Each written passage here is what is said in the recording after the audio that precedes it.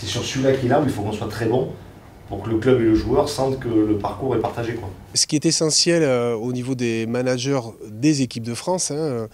qui se sont retrouvés aujourd'hui, c'est de pouvoir réaliser une cartographie des clubs, être en mesure d'identifier nos relais qui sont précieux pour assurer le suivi des joueurs. Ce qui va compter dans les prochains mois, et ça fait partie de notre philosophie au niveau du 15 de France, mais que l'on peut décliner avec toutes les équipes de France, c'est cette notion de transparence et de partage. La notion de transparence, c'est évidemment être en relation étroite avec les managers de club et leurs présidents pour assurer le suivi des joueurs. Et le partage, eh bien, ce sont ces informations que l'on peut ensuite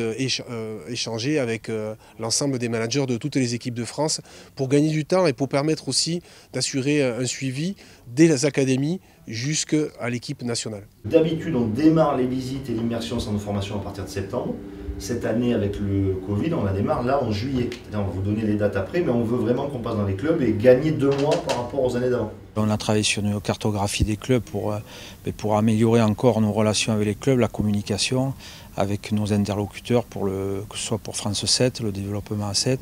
le 15 de France, les U20. On se retrouve avec des profils souvent qui sont un peu similaires et on essaie d'améliorer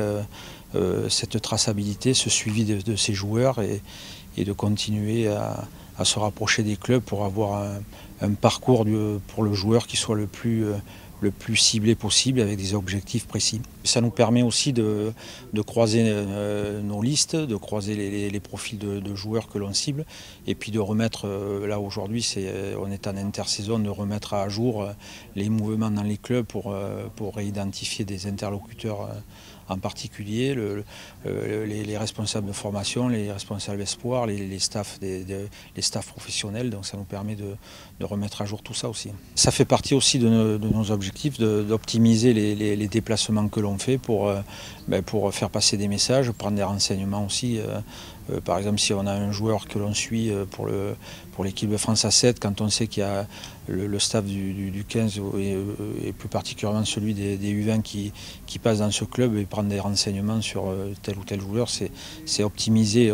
tous ces déplacements-là et tous les contacts que l'on a avec les clubs. On se sert de ce doc et quand on repasse dans les clubs, on le relift parce que des fois les noms changent, les fonctions changent. L'idée, c'est d'être le plus collaboratif possible,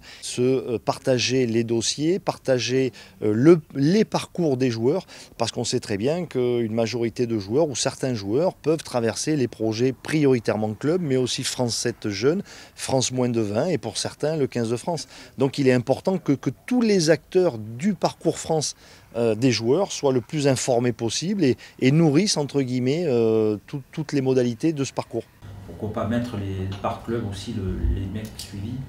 pour que vous sachiez que quand vous allez dans un club, ceux-là ils sont aussi suivis à 7, ça permet de montrer au club que ces mecs-là ils sont pas forcément, surtout qu'en plus on n'est pas forcément tout le temps sur la même tranche d'âge.